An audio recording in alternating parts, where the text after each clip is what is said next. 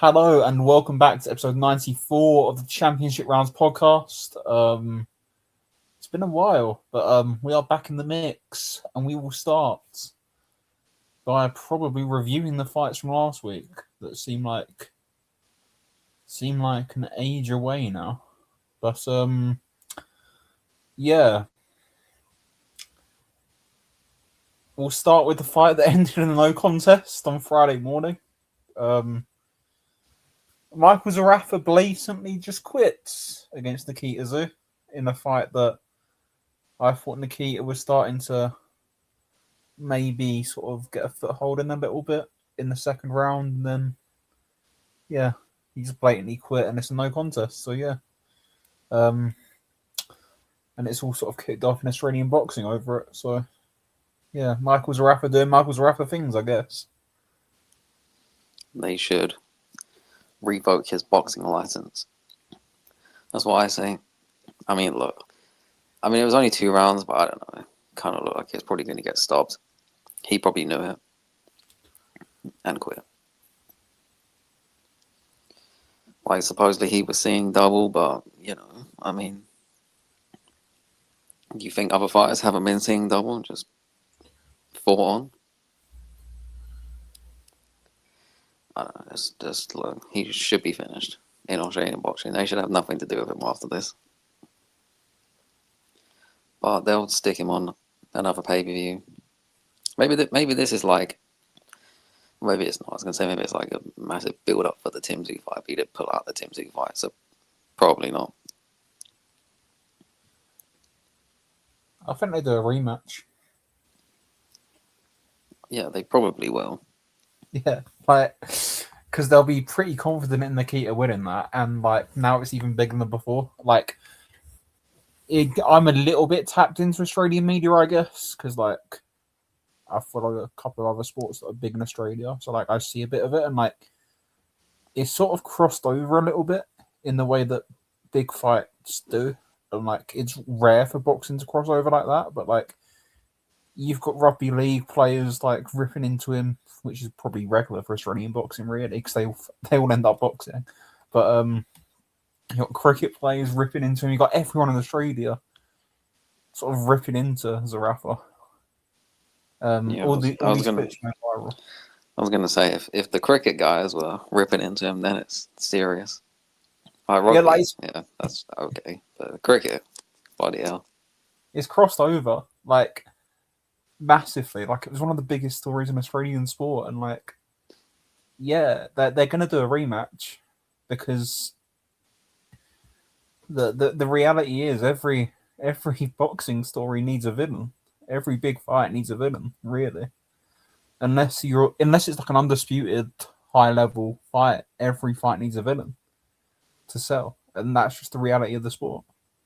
And they'll do a rematch and it will sell well. Yeah, they just love anything that will be good on pay-per-view. Anything that will sell on pay-per-view, they'll do it. Anything that won't sell, they'll do it, but especially stuff that will sell. Yep, very much. And yeah. There's a couple of other fights on this card, because we're not going to waste time with Zarafa anymore. Liam Wilson won, beat Rodex Piada. Stopped him with a left hook, as always, in the first half. It's pretty much always the case of Liam Wilson, isn't it? He either knocks someone out with a left hook in the first half or sort of labours to a decision win, usually. Apart from the Billy Dib first fight, or the Yusuf Dib first fight, I should say. But yeah, I don't think he's particularly brilliant. But he's fun, I guess. He's a big guy and can punch, and he's vulnerable. So like, he's relatively fun to watch. I don't think I've ever watched a Liam Wilson fight and not been entertained at some point. Because he is that vulnerable guy. But yeah, he won. Blake Wells won a decision. Dempsey McKean, remember him? He got a 7th round stoppage. He got a gift stoppage, we should say. That wasn't good. Oh, you can say I didn't watch that fight. No, it wasn't a good stoppage. It was a British stoppage. Well, yeah. he'll be served up to someone soon. I don't know. Have they? No, he hasn't fought Justice soon, has he? I thought they might do that fight at some point, or him against Joseph Parker or someone like that. I guess I don't know. Or what's that guy in Matchroom have? The Australian heavyweight that Matchroom have. Terrible. Yeah, Terra squared, or however many times like David Diamante wants to say it. Look, maybe we need the rematch to save heavyweight boxing. Itama, Dempsey McKean. Rematch Ergovich. Actually, rematch Bracamonte. Jesus Christ. But yeah, yeah, just a regular Australian card, really. But we will move on to Friday, and we'll cover the boxing on Friday from Golden Boy first, and then we'll get into the rest of what's happening with Golden Boy. Because my God, since we last recorded, it's been a mess. So, Jorge Chavez beat Manuel Flores in their rematch. Chavez had a poor start. I thought he lost the first 3 rounds and then just took over the fight and beat Flores up second half. Won a 7-3-ish fight. I thought he won about a 7-3 fight. Yeah, really good performance, and he's an interesting player at super bantamweight. Definitely, like he's not gonna like go and win titles, I don't think, but he's like a interesting contender. Can fight a few guys. Probably end up losing to a few of them, but like he's fun. And then the mess starts with their main event. So Alexis Rocha pulls out because he's hospitalized making weight. So Jordan Panthan fights Raul Carrillo in a middleweight fight. Yeah, another fight where the sort of first half of the fight was relatively competitive and Raul Carrillo took over second half.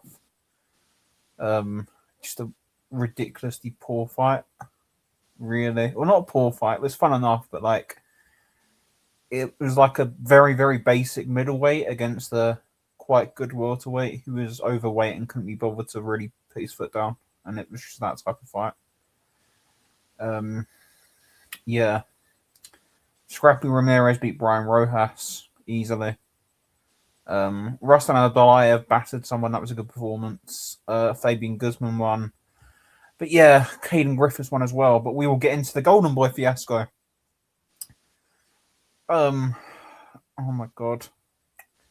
We might as well do this because it fits in.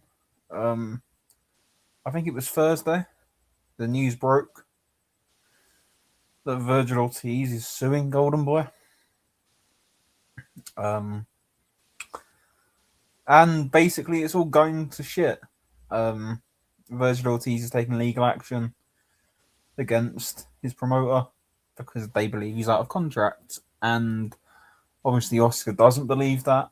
There are certain clauses that might have been broken, might not have done. I haven't read the contract and I don't know what's been negotiated behind the scenes. I don't know. But it's just a mess. And the whole thing sort of has come out that he's demanding $7 million to fight Ennis, which is ridiculous.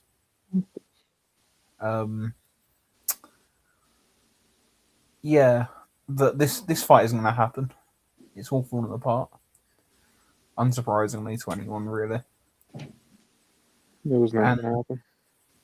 And yeah, Virgil Ortiz had enough time out the ring dealing with shit before, like the illness, the injury, or whatever it was, missing weight and all this. Like, you know, he hadn't fought for nearly 2 years, not so long ago.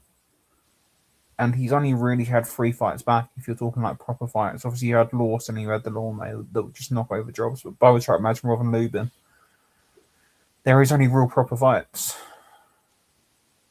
And yeah, I don't know. He's had enough time out the ring. He's not going to get his supposed next opponent because that fight didn't happen. Well, he never was if he was going to. So Golden Boy, but, you know, the fight didn't happen. Yeah. Yeah, there were rumors that he was going to fight Rocha at one point, but um, yeah, a lot of it's just a mess. Like, and this comes back to the whole Turkey thing. I'm sorry, we talk a lot about this, but Turkey, I think the offer publicly was made for 10 million for both of them for that fight. About this time last year, it was February last year, wasn't it? On the Baturbiev card, it was 10 million for each of them. Ennis turned it down. Now you're going along to next year. Ortiz is saying, "Well, I'm willing to take it for 7 million. I'm taking a pay cut." But the reality is that money just is never there in the first place, so the fight can't be made. And we've said this multiple times with this sort of Riyadh involvement, that once you blow a market up like this, the fighter's sense of real value is totally gone, and you're essentially waiting for Riyadh to put on a fight when basically the needs can't meet the basic value. And it's just like, it was always going to happen this way. Everyone knew it, and once like Riyadh moves on from a fight, it just won't get made. And that was always the issue with this fight. Because Ennis turns it down for loads of money. Now you're coming around to doing the exact same job a year later for like more than half, or less than half, sorry. And it's just like, well, it's never going to get done, is it? No. And we had the inflated purses back in the day with a Matchroom and DAZN, and that wasn't good. I mean, it sort of fixed itself, but then someone else came in and inflated everything. Yeah. I mean, And it like, happened with PPC a bit as well. yeah, like paying. I'm all for fighters just being paid whatever, like get as much money as possible, but if it like stops fights happening, then it's not good. Because like 7 million, I don't know Ortiz's highest purse, but I imagine it's nowhere near 7 million. They said in the lawsuit it was 3.5 for Madrimov. So he made 3.5 for Madrimov. So that's, and they're offering about the same plus pay-per-view upside for Ennis. And it's like, Ennis is a lot tougher than Madrimov. And it's like, this is the problem. This is the problem. You can't expect someone to take the same money for fights against much weaker opposition, because they can just say, "Well, I'm just going to take the weaker fights then." And yeah, I want fighters to get paid, but I want them to get paid for what they're doing, like real fights. I want fighters to make as much money for the biggest fights, but when you're paying them loads of money to fight these fights at sort of a B and C level, like getting 2.5 million to fight Erickson Lubin. Like, what we doing? Yeah, that's the problem. If you offer him 10 million for a fight, and he's had to fight Majimov for 3.5 million, I think you would, like, yeah, it makes sense to 7 million for Ennis makes sense, but it's just a lot of money. Like, are you gonna generate enough money to pay these guys 7 million? No. You probably won't generate 7 million to begin with. Yeah, it's like they're probably worth about 3.5 each this fight, if you're being realistic. And then, but you're getting that for Matimov. It's so stupid, and it's destroyed markets, man.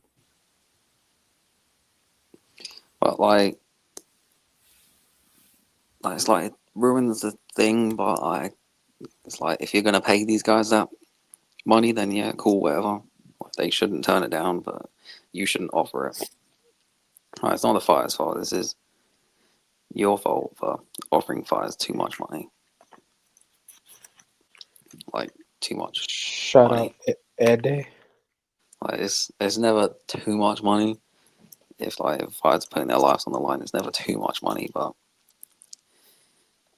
it has a lot of It has more negatives than positives, I should say. Too much compared to the fighters that they're fighting. Most of these fighters. Yeah, because it's not sustainable. You're not gonna make. Well, I guess it's sustainable for Turkey because he's got a lot of money. Is But it you're though? just gonna. Well, if he wants it to be, depends. He's cut back this year. Well, see, that's what they do. They're like, oh yeah, I can do this. I can overpay fighters, and then no. The longer they stay in boxing, the more they think, no, this is not sustainable, and they pay fighters less and less and less and less. Exactly what DAZN did. And then they come out less and less and less. And then they become shit. Yeah, and like this, like moaning at all this shit. I mean, it's just so pointless. They're gonna stop overpaying fighters. The market's gonna get back to normal, and then someone else is gonna come in with a shitload of money and do the exact same thing. That's probably not real money either. Yeah. And it's like how many careers we could be in a situation where Virgil Ortiz and Jaron Ennis have careers that look very, very similar to Demetrius Andrade. Which is unfortunate because they're much better. Well, they're probably better fighters. And it's just looking a lot like Demetrius Andrade. Not really having those fights that. The thing with Andrade is, I mean, he was turning fights down before Matchroom anyway, so that's why whenever everyone always mentions Andrade when it's boots, I'm like, well, he was turning fights down even before that. Yeah. Like, yeah, Eddie definitely didn't help him, but I'm just saying. He did, depending on who you ask. If Well, you're paying him like $2.5 million to fight Luke Keeler or whoever it was. He helped his bank account. Yeah. But, like, career-wise, no. Like, he turned down Charlo before even thinking about Eddie Hearn. Yeah. But it's just unfortunate, man. One of the things in the lawsuit, the point cited by Ortiz's team was Clapback Thursdays, which is very, very funny. And just watching those videos is about as embarrassing as it gets for boxing, really. Like, we can all have a laugh at them, but, like, man. Yeah, try explaining that in any other serious industry or sport. You got a serious player like that. You got a major promoter who's been in the sport, won world titles across all those divisions, doing that. To basically his colleagues. Yeah, it's not good. I mean, Oscar has no shame. We already know this. You know, certain dressing up situations. Oh no. I mean, Buddy is 50 doing this. I mean, grow up. Yeah. But anyhow, we shall move on because everyone else is moving on from this fight, I guess. So me shall as well. I don't know what we're going to do first. Should we do the news or should we do some fight previews? I think we should do some previews because there's some very funny news that we can have at the end to cheer us up after this bleak schedule. Actually, to be fair, it was a very good fight this weekend on Saturday in Vegas. Raymond Muratalla defends the IBF lightweight title against Andy Cruz. And I've been going back and forth in this fight for weeks, so I'll let somebody else do it. Have the first say on this fight. Well, like, I will have the first say, but I am no better than you. Me, I'm not. I have no idea. So, I was watching Andy Cruz and Raymond Muratalla fights over the past couple of days. And every time I watch an Andy Cruz fight, I was like, yes, I'm going to pick Raymond Muratalla. Every time I went to watch a Raymond Muratalla fight, I was like, yeah, I'm going to pick Andy Cruz. I didn't decide on anything, and I have absolutely no idea who's going to win. So this is a fantastic preview. We have no idea who's going to win. And we're all picking a split draw. All I'm saying Fantastic. is someone's going to win, or it's going to be a draw, or it's going to be a no contest. That's my Wow. prediction. Really? Pretty bold, though. You're What if welcome. someone misses weight and the fight doesn't happen? Well, okay, we don't need. Okay, Well, I don't. we don't think- need. We do not need that. What if it's a drugs test? No. Allegedly, definitely. Unfortunately, maybe. In the next think- sort of couple of days. I think they'll both make weight, so I'm going to rule that one out. What if they miss the IBF rehydration club? For fuck's sake. Then, well, that's more likely than missing weight. You know, Muratalla's a big guy. Yeah. I think it depends on how Cruz fights. I think if he does his little amateur shit, I think he wins. If he fights how What a he jackass. looks to be fighting with Bozy Ennis, I think that gives Muratalla a great chance. He's a great counterpuncher. Really, like new for the right hand as well. Yeah. And if He you can punches time really him- hard. If you can time him like Moran timed him with that right Yeah. hand, that's an issue. He's Yes, not gonna let him off the hook. Like, there's so many questions with Andy Cruz, I don't really know. Like, I don't know. How's his chin? Can he go hard rounds? I have no idea. I also don't trust any great amateur anymore to be good. Well, why is that though? Like, at least he made an effort to actually try and like get a pro style rather than actually fight like an amateur in the pros. But it might be a detriment to him in this fight. He has to box Muratalla. Let Muratalla come forward. He's useless coming forward. He's a counterpuncher. And the only reason he hasn't like stopped guys is because he doesn't throw a lot of punches. You're saying to Arnold Barboza him.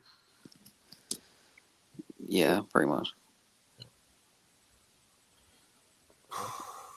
Like, he's got to fight to his strengths, and in his strengths against Muratalla, you don't want to get into a fight or come forward with a guy because Muratalla can just counterpunch on the back foot and walk him into something.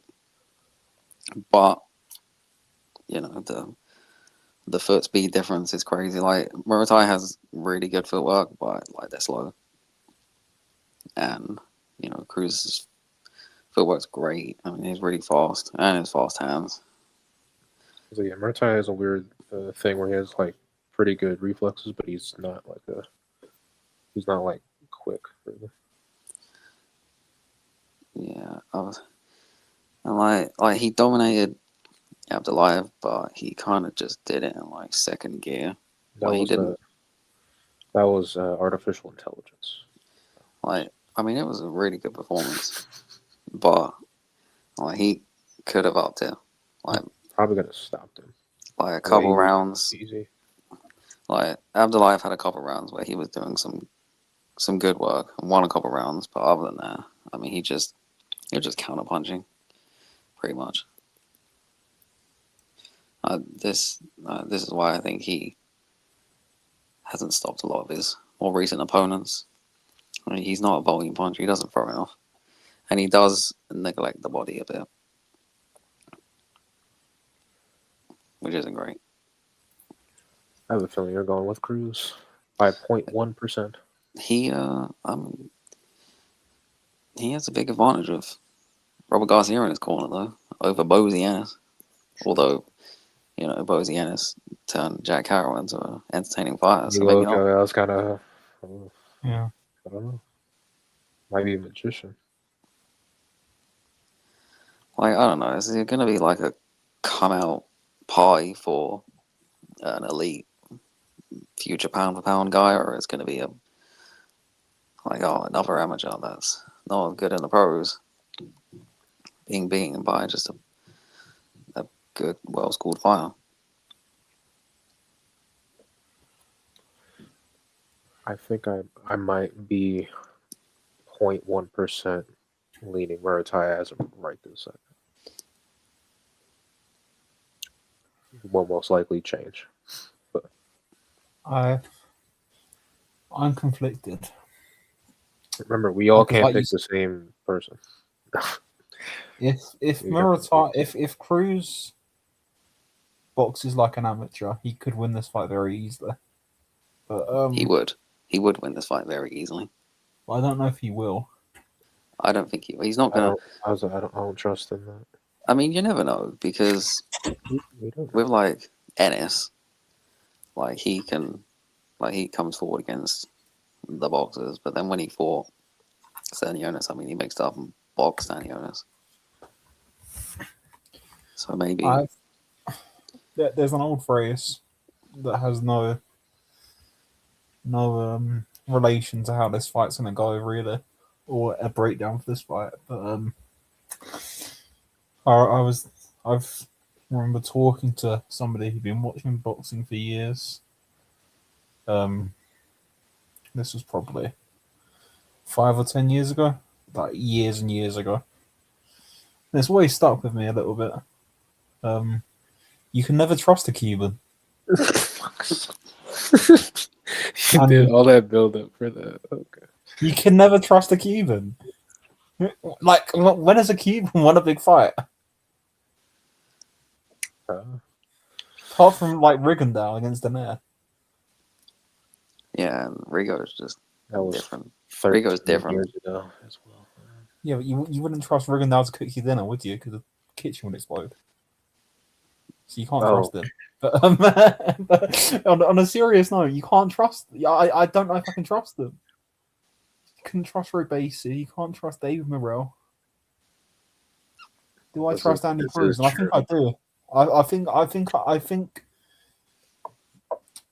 think Cruz might try and stand and bang with him. Maybe get stung a couple of times and think, yeah, I'm just gonna get on the back foot here and I'm gonna win a points decision and I'm not gonna get involved. And I think after maybe competitive first 4 or 5 rounds, he gets on the bike and wins a sort of 116, 112-ish, 115, 113 decision. Yeah, but let's say like he loses the first 4 rounds and gets on his bike. Are they going to give him any credit for fighting like that? Yeah, it's a matching show. But you never know. It's a matching show. So that means he's not going to lose the first 4 rounds. That's fine. Even if he does. It's going to be 2-2 on the cards when he's clearly lost 4. So if it goes the distance, he's going to win 120, 108, 119, 1 something. And then 111. And then there's going to be an 8-4. You can't An forget 8-4 to the be random British ref that'll have 2 even rounds. I mean, there might not be a British ref. Yeah. I don't know. It's a really difficult one. It's just a really difficult fight. I think maybe you'll see a Cruz decision. I'm going to cover multiple bases here. This is the pit that you make when you have no idea and you don't want to be wrong. A Cruz decision that a lot of people think Muratalla won. So there you go. Controversial knockdown and a headbutt all together. Maybe I should go controversial. You're gonna pick a knockout, aren't you? Maybe I'm going to pick Muratalla to stop him. Oh, Okay. I'm not going with. Well, if it happens, I look like a genius. If it doesn't, who cares? It could happen. Like, Cruz has been hurt by Moran badly. Yeah. And it's like, Muratalla can definitely punch harder than Moran. And he can definitely time something better than Moran. Surprised if it was the other way around, though. If Cruz was to stop Muratalla, that'd be kind of It'd be impressive. But I don't think I'd be shocked either. I'd be pretty shocked. I wouldn't be blown away. Like, I wouldn't be like, whoa, what the? But like, Is I- the that least, would be the most surprising of all four. No, I think a no contest is more likely than Cruz getting We don't- stoppage. No, like Calm Cruz has volume. Cruz has volume. And Muratalla is done at the. And there's a scenario in which Muratalla is just dead at the weight. And Cruz just grinds him down and gets a volume stoppage late on. That's a scenario that could happen. I mean, it could. but unlikely. I don't think it will, but I don't think it's out of the question. Like, but yeah, I'd favour Cruz' decision close, but it's a really good fight, man. Yeah, we're all picking different outcomes. Hell yeah. So that means Annie Cruz is going to stop him because No, that means it's going to be a draw, so we're all just wrong, like completely wrong. Exactly. I'm excited. We will be yeah. But we will move on to this undercard. So this actually links into something we've spoken about before. Israel Madrimov is back on this card. He's lost his last two to Crawford and Ortiz. He is fighting Luis David Salazar. And if you're asking who the hell is that, that's a good question. He's a former lightweight who has never had a scheduled fight above 8 rounds. He is going to get battered by Madrimov. Madrimov is going to stop him pretty early. Will that be before or after 12 drop feints per second? Yeah, that's how he's going to hypnotize him into falling over with his feints. We will be there. Like Joyce Chisora. Yes. That Joyce Fall myself. Chisora fainted Joyce, and Joyce got knocked down by it. See, it's so funny that it happened, but you're not surprised because it's Joyce. Oh, I love Big Joe. I miss Prime Big Drugger, but yeah. Do you know what the play is here? It's so obvious to me. It's so obvious to me what's going to happen there. He's got a really easy opponent that he's going to knock over. And then you're going to see, after the Ortiz fight officially falls apart, you're going to see Jaron Ennis fight Israel Madrimov this year. Probably in like April or May. In Philly. And Madrimov's going to get a first round faint knockout. Okay. Yep. But yeah, that fight's just going to happen, isn't it? You all know it. I mean, it's not bad. I don't mind the fight. Yeah. He's your favorite fighter. No, like, I mean, he's not getting Ortiz. I mean, Madrimov, like, there's a lot worse fights you could fight than Madrimov. I mean, what is he, like, top 5 in the division by some people? Something not you. I mean, he might be now. Like, Boachuk fell off. Oh, don't. I think he's still, because he was number 3 with Ring for ages. He might still be number 3. No, he's not. They definitely moved him down because I noticed it. I was like, oh, he's not number 3 anymore. I think he's 5. Don't remind me. No, he's still number 3. Oh, what? Hell yeah. So the ring ratings right now, unless they haven't edited them. So yeah, this is last updated January 8th. But knowing Ring Magazine, these are all just wrong.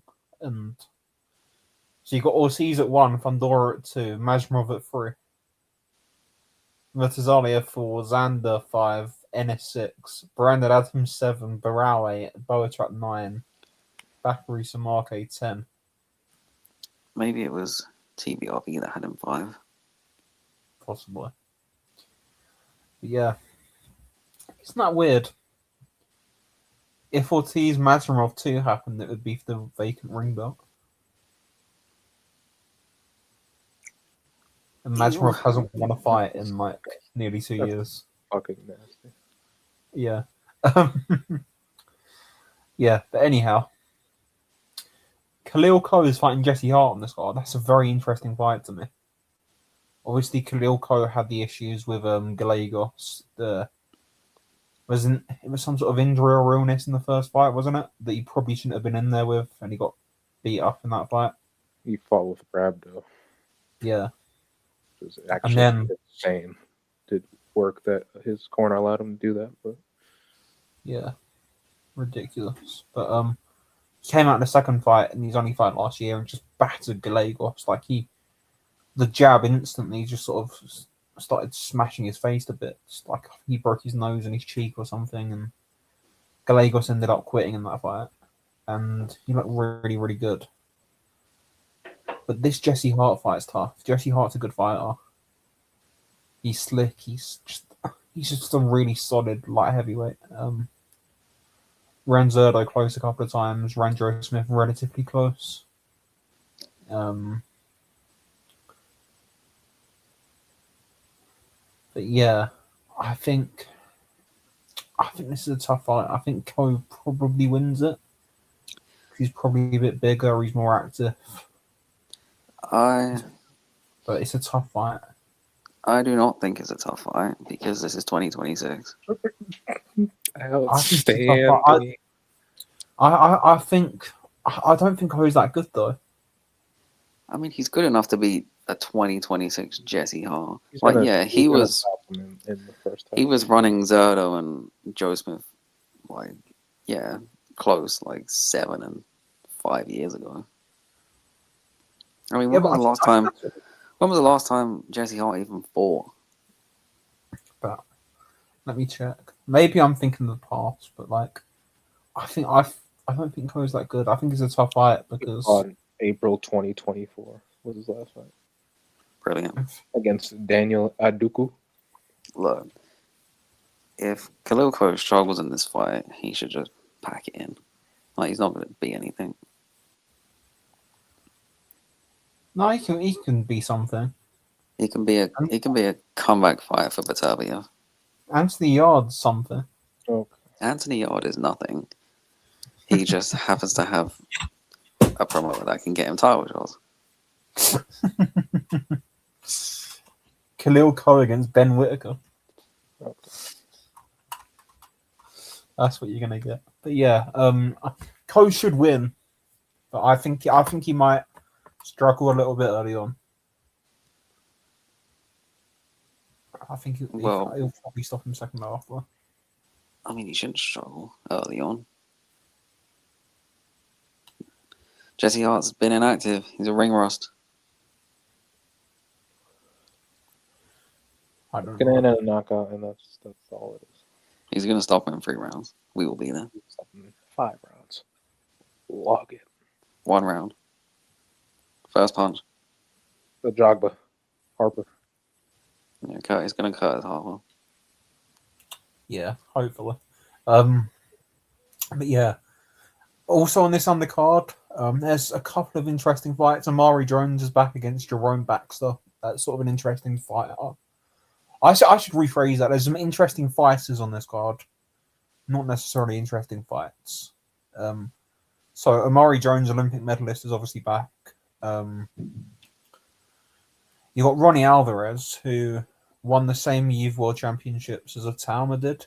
He's an unbeaten super middleweight from Cuba. He's a Cuban, though, and you can never trust him. But I've watched him a few times, and I think he's very good. But we'll see. And then you got Capu Gallegos as well. He's a good prospect. I think he's with Box Lab, but he's only like 19. He's got a draw on his record from when he was like 16 or 17.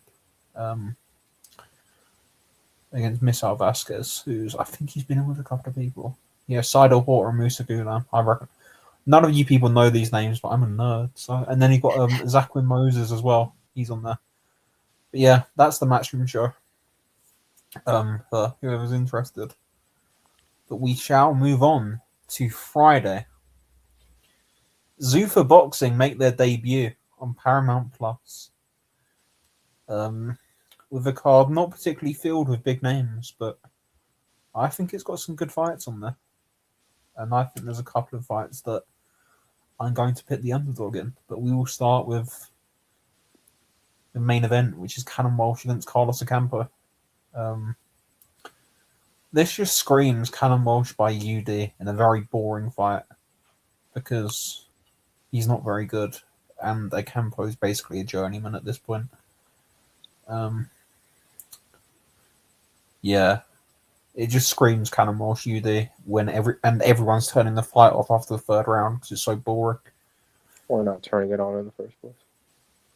Or that, yeah. Yeah. But yeah, it's not a great fight if we're being honest. Something Cannonball should probably never be a good fight. Yeah, he's just he's not that great, really. Like, this fight is at middleweight, and he can maybe do something at middleweight if they allow him to fight for the belts because middleweight's so bad. But yeah, he'll just win this fight. It won't be brilliant to watch, but you can get plus money on him going to points, which is interesting. I think I might back that. But yeah, what else is on this card? There's a really good fight actually. On this, it is Cain Sandoval against Julian Rodriguez. Cain Sandoval is the unbeaten kid, 17-0, 15 KOs. He's the 360 promotions fighter. Julian Rodriguez had the upset KO over Avius Griffin on the Jake Paul card. I think Rodriguez is going to stop Cain Sandoval in this fight. I'm picking the underdog here. Cook. Yeah. I mean, I don't have anything to say against that. Yeah, I mean, yeah. Missile Rodriguez is fighting Austin Duanda. Relatively even match fight. Omar Trinidad is fighting Max Orlanias. Omar Trinidad isn't great. Like a lot of these guys are people they just dug up from 360 promotions cards who aren't brilliant. Like Omar Trinidad's not that great. Cannon Walsh ain't that great. Like, hopefully it gets better. The card next week is better. We'll talk about that. But yeah. There's an interesting name on this prelim section. Everyone's favorite bantamweight, Floyd Cashflow Diaz, is fighting Guillermo Gutierrez. And in their in their 28 fights, there have been 4 stoppages. So combined, so we will be there or not. But yeah, it's an okay card. There's like a lot of competitively matched fights, which is good. But I think that the next card is a lot better. But we'll see. We'll see. We'll move on to the news, I guess, because there's not much else on. There's been a lot of news, though. A lot of news.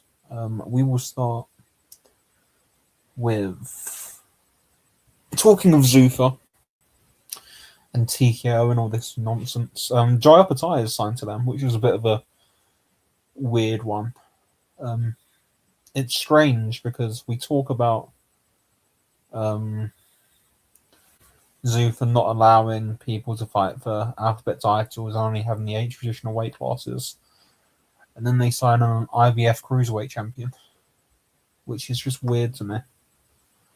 Maybe they force him up to heavyweight. Maybe they allow him to unify. I don't know what's going to happen, but it just seems very, very weird. I don't know why they're doing it. I mean, I guess anything they do anymore. Who knows? Opatai's career has been just ridiculously weird. It's been so weird. Like, it's basically 2 Myros Breeders fights and nothing else of note. Like, that's literally it. And like with Zuffa, is he really going to get a big fight? No, he's What are you not. really going to do? F.A. Apoche? So, someone that has moaned about not getting unifications, the big fights, goes and signs with Zuffa, who have said they're not working with other promoters, not doing anything with the sanctioning bodies, and having their own belt. Yeah, well, good job. Don't expect me to care about your career anymore. More Claudio Squeos and fucking. He's going to be the undisputed Zufa champion, so I don't know what you're on about. Yeah, He's going well- to be undisputed. Like, I'm just not gonna care about anyone who signs with Zufa's career, pretty much. Alright, I watched fights because it's boxing, and I'm a degenerate. But I don't care about their careers. Yeah, pretty much. We'll stay on the Zupa theme actually, because we talk about fights, and look, we'll probably end up doing a long episode on Zupa at one point because there's a lot of problems, especially when this Aliak stuff gets done. Because we can talk about the Aliak stuff for ages. There's a lot of stuff going wrong with that, but I think we should give credit where credit's due. And next weekend, I think it's Sunday next week, the 1st Feb. They've got a nice card on. They've got Jose Valenzuela against Diego Torres, which is a good fight. They've got Hot Rod against Alexander Vosdek, and they've got Batayev against Serhii Bohachuk. I think they're 3 very good fights. I don't like the direction Zufa are going in, but they're good fights. Yeah, it's like they've stuck you in a room full of shit and given you one air freshener to inhale. This is what it is. Like, yeah, it's, like, they're good. Well, like, on paper they're good. But it doesn't matter when, like, your whole business is just like a disgrace, really. Like, just forget the either not working with people, like the UFC type shit. Like, you getting rid of the Ollie Act is just ridiculous. I don't understand why anyone would sign with someone who wants to get rid of the Ollie Act. Like, there's something that is in there to protect the fighters and help the fighters. Yeah, let's go sign with people who want to get rid of that. No, that. I know boxers aren't very smart; they get hit in the head for a living. But come on, what are you doing?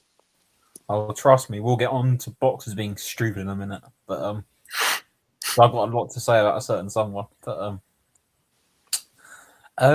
yeah, I agree. And like some of the stuff you read, I'm gonna be honest, I haven't read all of the amendments yet. I haven't had time, but I've read through some of it, and it's like tying people down for 6 years and being able to pay them $200 a month or something, or $2,000 a month to keep them active. So you could essentially sign with somebody; they could have rights over your fights for 6 years and just pay you what, like $24,000 a year just to do nothing. And 6 years is like basically could be sort of 60% of your career. I mean, that's a career for most fighters, to be honest. 6 years. Yeah, like an actual career, not just them like knocking over the randoms. Yeah, like, I mean, your prime won't last 6 years. 3 years. It'd be like 6 fights. You know, it's like not everyone's like a Floyd Mayweather or a Lennox Lewis or an Archie Moore or Bernard Hopkins that can go for long. I mean, most fighters, they're like 26 to 29, and they're pretty much like finished at the top level after that. well, I mean, you could keep reinventing yourself. Like David Allen 2.0, Dave Allen 2.6, and Dave Allen 16.3. He keeps reinventing himself, so they could just do that. You forgot Dave Allen 22.6. Yeah. Dave Allen's going to chin Makmadov and go and fight Fury. But yeah, anyway. Yeah, I don't like it. A lot of this stuff is Zupa's terrible. But I think there's a couple of good fights on there. That's all. Like, there's a bigger conversation to be had. And we'll have it. Well, we'll have that conversation once I've actually read through the documents. But yeah, it's not looking good.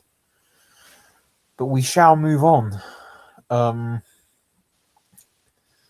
Osley Iglesias is going to fight Pavel Silyagin for the vacant IBF super middleweight title. We talk about boxers being stupid. Troy Williamson is a perfect example of this. Not realizing what contracts he's signed and talking on Twitter like he hasn't signed them, and turns out he has signed them and he knew about it, and the contracted rematch clause had been triggered weeks before the title was even vacant. So work that one out. Just they're not very smart, are they? No. He's just like it's like, honestly, a lot of these guys bring stuff on themselves just by being idiots. Like, read contracts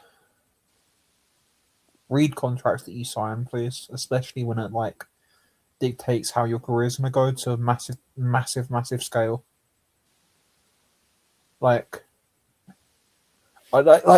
Jesus Christ!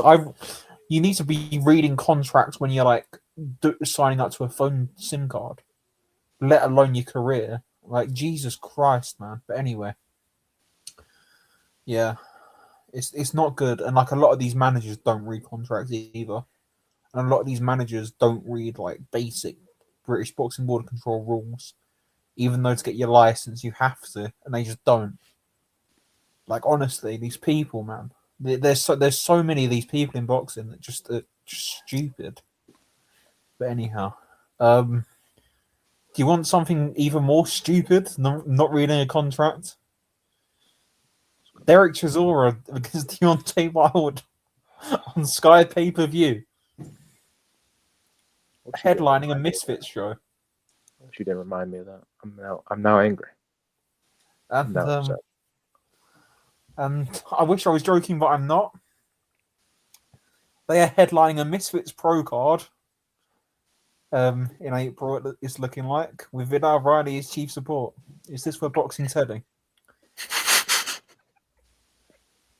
Like, come on. Come on, man. Like, what's going on? It's just hilarious at this point, isn't it? Like, they're digging up Deontay. Well, I mean, I guess it's better than the title shot, but Jesus Christ. I'd rather him get a title shot, to be honest. I don't know if anybody in Chisora's life cares about him. I think no, they do, because Chisora's going to win this fight. Yeah, Chisora's going to win. No, but I know, I got that. But why is he still fighting? Well, he can get these even type of if they're fights. winnable. Is he still fighting because he can get these type of fights? He is the type of guy. He will continue to fight. And this has been a situation for many years with him. He's had this pay scale in his head, about the only thing that is in his head at this point, because there's no brain cells there. He's had this thing. He will take knockover job easy fights for 250 grand, and any like fight he deems tough for 750 grand. And if you pay him that, he'll still fight. And the board still license him, and he'll still fight. And he's going to keep doing it. And he's going to keep doing it, and nobody's going to be able to stop him apart from the board, and the board won't stop him. And the reality is, the British public are all idiots, and they'll still buy into it. And he's going to make millions in this fight. He's probably going to make about 1.5-2 million, maybe a bit more. Headlining a Sky pay-per-view. What, Chisora against Wilder on pay-per-view? You probably estimate what, 200,000-400,000 buys. If Dillian White was doing 250 against Oscar Rivas back in the day, you probably estimate about 300, 350. If you're sort of estimating, what, about 25 quid, 50-50 split, you can do the maths. They'll probably get £1 million gate there. You know. He'll be making a couple of million, 3 million in this fight, and he'll probably win it. And I agree, he should have been finished years ago. I remember the shouts for him to finish after the David Haye fight. That's how long people have been calling for Derek Chisora to retire, but he won't because he keeps getting paid. Hey Alexa, play outstanding by the cat. He is a higher level Danny Williams. That's all he is. Oh, Oh, he is though, isn't he? he is. He is. He's basically a higher level Danny Williams. He's got a price, and if you pay him, it'll fight, and he'll keep doing it. He's gonna end up like Danny Williams at some point. Yeah. But yeah, like, and Wilder, I don't know what he's doing. He should have just taken the offer against Usyk because, like, what, he just would have got outboxed in that fight. No, he would have got stopped. I'm not even sure he would have done. He would have got battered. Yeah, but he was going to get battered by Chisora anyway. Yeah, and the battering's going to be worse against Usyk. It might not be. It will be. Chisora can punch harder. It doesn't matter. Usyk has a heart too, so he might, Yeah. No, be it a really nice doesn't. But I had a bad thought because we'll move on to Usyk now as well. There's rumors that he's going to fight Andy Ruiz, although pretty unsubstantiated at this point. But he's looking like a guy to me who's going to take money fights from now on, which is whatever. Like, he should probably have to give up some of the titles if he's going to do that. But it is what it is. He's looking like an Andy Ruiz fight is going to be next for him. He'll win that fight. But let's say Chisora wins this fight. Oh, just fuck off. Okay. All right. All right. Yeah. Anyway, we'll move on. I almost just threw up in my mouth. We'll move on.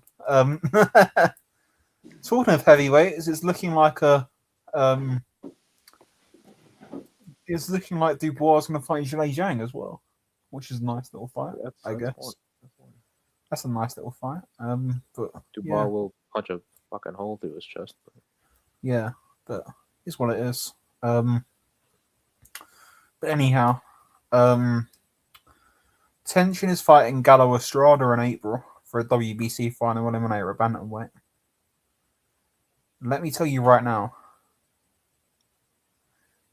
Juan Francisco Estrada is going to punch him upside down. He's gonna fucking batter him. I'm not gonna lie. And there is going to be a conversation to be had. I alluded to this on Twitter the other day. Estrada is going to win multiple titles at bantamweight. That's my fucking demon right there. And there's going to be conversations around that ban win. Because Stop him Is there? with relative. well, yeah, because there's a lot of conversations around that ban win at the time. And I don't know. I think a lot of people, including me a little bit, sort of said, well, he is old. And it depends how he looks against other guys. But, like, man, he's going to win some titles at bantamweight. And I think you might see a Bam against Estrada rematch at some point. And, Well, doesn't matter. They're all gonna run into a brick wall eventually. so unfortunately, certain greats already have hit that wall. That brick wall being TBV. No, his name is Mohammed Wasim. He's the best fighter at bantamweight. Oh, Y'all are both disgusting. But yeah, talking about bantamweight. So, right, I'll break this news because nobody else has. So there's that Olasquaga card on March the 15th. It was meant to be Sandoval, and now it might not be. But Olasquaga is definitely fighting on March 15th in Japan. Whether it's Sandoval or not is up to the WBC, basically, because they might force a UFI fight. But that's not the breaking news. Because people have made it almost an hour into this show. You will learn that Nonito Donaire is fighting on that card against Rico Masuda. Oh shit! Against Rico Masuda, and he might win that fight because Masuda can get hit. Oh, Unk still got it. I am No. happy to say I knew this. Donaire might stop him, but he also might get brutally chinned as well. And yeah, the years are still rolling on. you know, he's somehow still fighting at sort of top level of bantamweight. This isn't a Chocolatito thing. Unk still got it. I mean, I don't think he has though. Like that Cortez fight was so bad. Like, I don't swear know. that was like his first fight in a while though. Yeah, I don't know. He might still have it. Or, it's just seemingly just a good start for him. Can you imagine? What Masuda won't be? Depends. Or couldn't be? I mean, he could be. Can you imagine not Masuda, the Nair against the Strada? Ooh. Have to get some ice bags near my lower Well, yeah, region. I can imagine it. I mean, it wouldn't The go Nair well for a against certain Ioka. guy. The Nair against Ioka. That's a little more horny. Bring. But yeah. And depending on what the WBA do, that could be for some sort of title. Depending on what Tatsumi's going to do, and it's a mess. That whole thing is a mess with that title. But yeah, what other news is there? Talking of WBA titles, a certain someone's got stripped because he's done it again. Fucking bitch. Lock him Yeah, up. Lock his ass. yeah. Like at this point, how many times are we going to talk about Gervonta Davis getting arrested for domestic violence? Also, has he not? I swear he hasn't been arrested yet. Though he hasn't What even the been hell? to court yet. Yeah, also, there's he's a on warrant. he's on the run. Lock him up. I'd Should have been stripped a long time ago. By the way, like for not even like outside the ring reasons. Inside the ring, he should have been stripped, and now he should be banned, not just stripped. That's not how it works, obviously, but fuck him. he's been